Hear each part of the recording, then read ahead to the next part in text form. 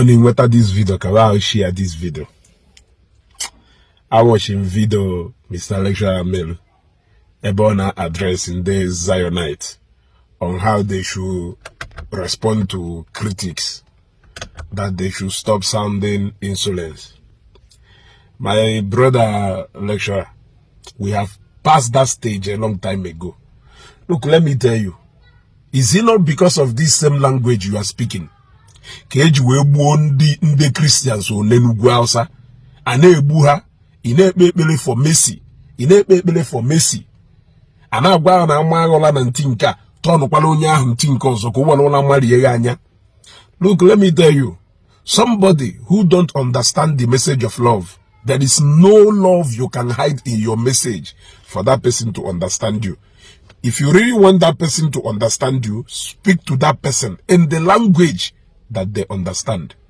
Now, the people who we are battling with, who are Ndi Omenala, Bunde decided that they can never be sensible in this life. Had decided had decided that some of them decided that they cannot add any atom of responsibility to Ifaneme. So such people, the more you try to relate with them with love, the more if you look in their own eyes. So the best language they understand is exactly what the Zionite additional to them. Look, let me tell you, I can never withdraw on my approach anytime soon. I can never withdraw, simply because we tried to follow these people with love. We tried to explain so many things with these people with love. But it seems like these people do determine that they have made up their mind on the approach and the way they want to use. And that's why some of them saw no so puta. Is so nke puta ha bofelu. If I had that zeku na parita mad. Why no jelupono obahaka. You gotta go. So there is no all this message of Zionite, you should show that person love. Why can't you talk to that person now, marry that Zionite? Why can't you address that person now, a Zionite? Address that person as well. They are practicing Omenala. Omenala baye standing for respect among people. Omenala baye juweso parebandem mother. Omenala baye juweso mepa mother. So let us stop carrying this Christianity as if na gonomel. That particular language, I don't even like hearing it. Look, let me tell you, I am telling you, respond to that person in the language they will understand. Gone are those days when we were trying to preach peace. We are trying when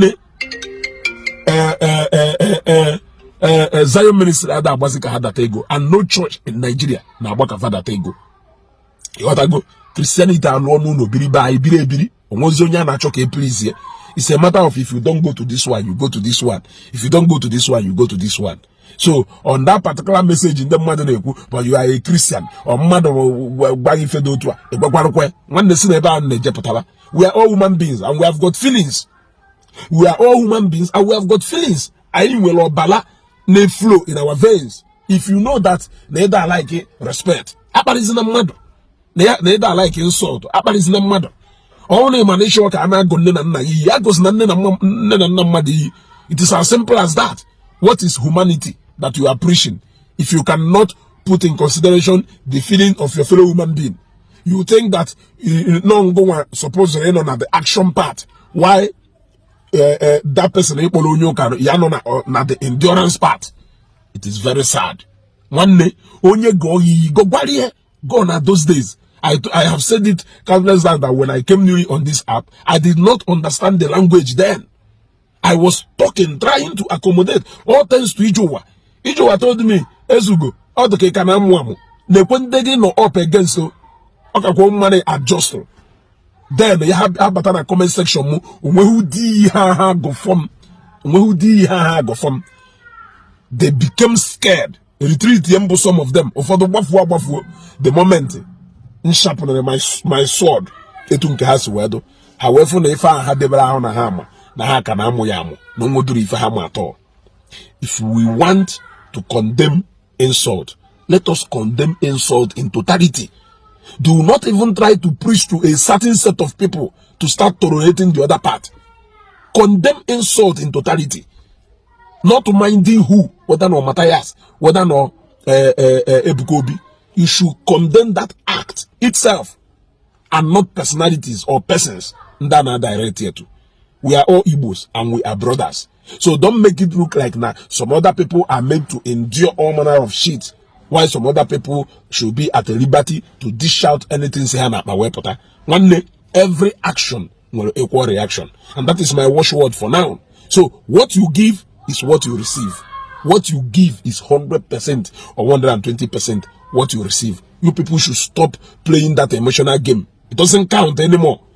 It doesn't count anymore. You are dealing with a set of heartless people. Heartless people in human conscience. And you are there still preaching for us to welcome people with love. Which love? Somebody who understands the language of love. You use that language on him or her. The person who doesn't understand the language of love. If you keep your head, you in one end. That is why a lot of people can deal with her today. Because you saw clearly an enemy. He decided, yeah, no, I can change him. I can do this. Let me do this.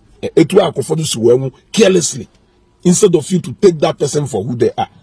Speak the language. If one name everything possible to get at you. It is all about love. That love will conquer it. Love will conquer it for somebody who has conscience. Somebody with conscience and with genuine reason. Ojuwe bogase. When you clear, you do onya hagota. But I brought somebody to so trickish and whatever. My phone name. He doesn't want to hear any reason, doesn't even want to reason with you, doesn't even want to have a decent conversation with you. And I say, show the love. You should not be in the when the moment you anyhow be on my side, I will show you anyhow. I am not sent. I am not angel.